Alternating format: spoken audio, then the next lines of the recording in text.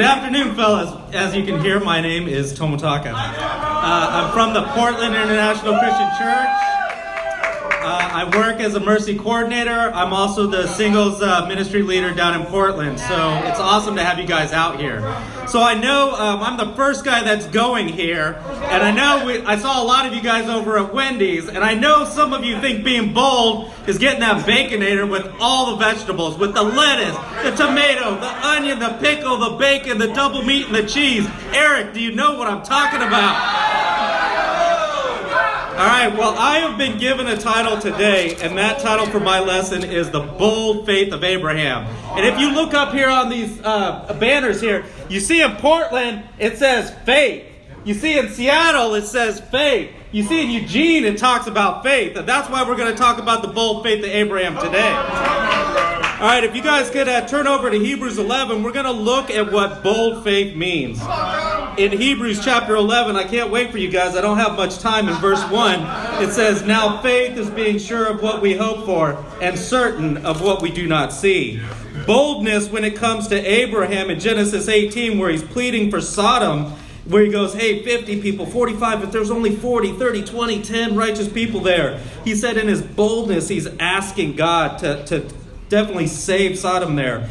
Boldness, if you look it up in the Hebrew, is willingness and determination. So the bold faith of Abraham is a willingness and a determination that he hopes for and is certain of what he does not see. How important is Abraham in the Bible? Well, he's mentioned over 230 times in the Bible. He was originally called Abram, which is exalted father. Then he became Abraham, father of many, and you'll see that. As he's described in the Bible, he's described as the father of, our father. It says, I am the God of Abraham, the father Abraham, the son of Abraham. He includes the sisters. He says the daughters of Abraham. Abraham's descendants, Abraham's children, Abraham's seed. He's known as our forefather. So you can see when his name was changed, he is truly the father of many. He also is known in the Bible as Abraham. It says Abraham believed. It talked about Abraham's faith. When he believed, it was credited as righteousness. It says Abraham is known in the Bible as the man of faith. And because of those things, you get to also hear incredible scriptures as like this, where it says Jesus was a son of Abraham. How incredible would it be for Jesus to say, man, I'm a son of that guy. Abraham was also called in James 2 verse 3, he was called God's friend. And that's why we got to look at the bold faith of Abraham. In Hebrews 11, I'm not going to read these scriptures in 8 through 12 and 17 through 19 in chapter 11. It talked about how his faith allowed him to be called to go, and he obeyed. He made his home a tent because he looked forward to the city of God. And I got to say, sometimes when I see some of the Campus Brothers households out there, a tent would be an improvement. So I hope you guys can make your household better. In verse 11, he was enabled to be the father because of his faith. So we know that his wife was barren for a while, and he's like, how am I going to have a child? But his faith enabled him to be that father. In verse 17, he offered Isaac as a sacrifice. And obviously we know that's one of the great bold faiths that Abraham had, which was willing to be able to sacrifice his son. Yeah.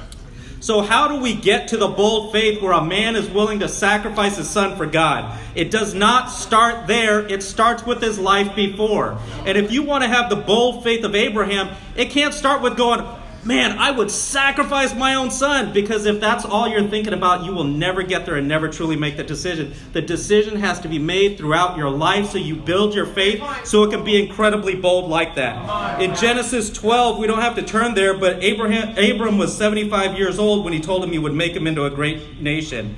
Abram and Lot, which is his nephew, became wealthy and land could not support them both, so they both had to split up. And if you turn over to Genesis 13, 8 through 11, we'll see how some of his bold faith started. Genesis chapter 13, we're going to look in verse 8 through 11. Come on, bro. That's great stuff, bro. Come on. Genesis 13, 8 through 11. In verse 8, when they're separating, so Abram said to Lot, let's not have any quarreling between you and me or between your herdsmen or mine, for we are brothers. Is not the whole land before you? Let's part company. If you go to the left, I'll go to the right.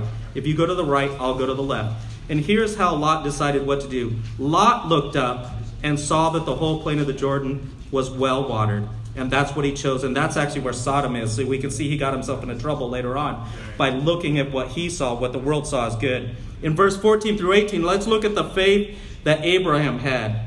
It says, the Lord said to Abram after Lot had parted from him in verse 14, lift up your eyes from where you are and look north, south, east, and west. All the land you see I will give to you and your offspring forever. You notice Lot said, I looked up, and I said, that's the land I want. Abram waited until God told him to look up and said, this is what I am choosing for you. And Abram's faith said, I will take what God gives me. And that's the kind of faith that you guys need to have. In Genesis 17, circumcision comes on, and he's 99 years old, and God says, this is going to represent my covenant with you. You need to be circumcised. And I don't know about you, I was circumcised as a baby. I don't remember it. Probably, if you guys have been circumcised, none of you remember it either. But if you're 99, you're going to know it, and you're going to feel it. How much faith does it take to say, I'm going to do that? In Genesis 18, like I said, he pleaded boldly for Sodom to God and asked for them to be saved. And lastly, in Genesis 21, Abraham was 100 years old, finally, when his son was born. So we began this when he was 70, I forgot how old he was. 75, thank you, 75. So 25 years, and finally his son is born after that. So I want to tell you a story right before we get to the quick point about him sacrificing his son and how we get to his bold faith. When I was, this would probably be in between maybe 2006 or 7 or so, I was working. I didn't have my car with me. My wife had the car.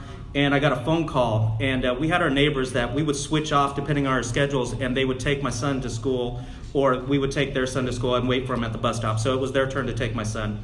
I get a phone call at work that says my son's been run over by a car, and I need to rush home because he was at the bus stop. It was wintertime. It was icy. In my mind, I'm thinking the bus ran him over. You picture all of those things. And I didn't have a car, and I'm like, how am I going to get home? And so the maintenance guy at my work said, hey, I'm going to drive my maintenance van. We'll rush right there right now. I said, thanks. And as we're driving, we kept having to pull over because the sirens, as a fire truck goes by, as an ambulance goes by, we start driving. And I'm like, oh my gosh, what's happened to my son? He's been run over. He's probably dead. We kept having to pull over, and I felt so helpless. And at that time, I'm like, God, please save my son. And we finally get there, and I'm like, oh my gosh, what is my son going to look like? All these ambulances and fire trucks rush there. And luckily, he was unharmed. He had slid from the ice under a car that wasn't stopping when the bus was stopped. You know, the little sign comes out, and he got ran over. And on him, on his little winter jacket, was the black tire mark of where the car ran him over. On his face, the tire had run over his face where it left a black tire mark on his cheek, but he was not hurt. Wow. And let me tell you, I'm tearing up right now, but my son lived. He was not harmed at all. That's how much you can love your son. For those of you who don't have any children, when you have a son or daughter, or someday prayerfully you guys have a son or daughter, that's what your life's going to be like. That's the kind of faith that you have, to imagine how a father is and how much I love him. To have the bold faith that Abraham, you've got to be willing to even sacrifice your son, even if you love him that much, if that's what God asks of you. Amen. So have the bold faith that Abraham, and I believe in you, and I thank you for this time. Amen.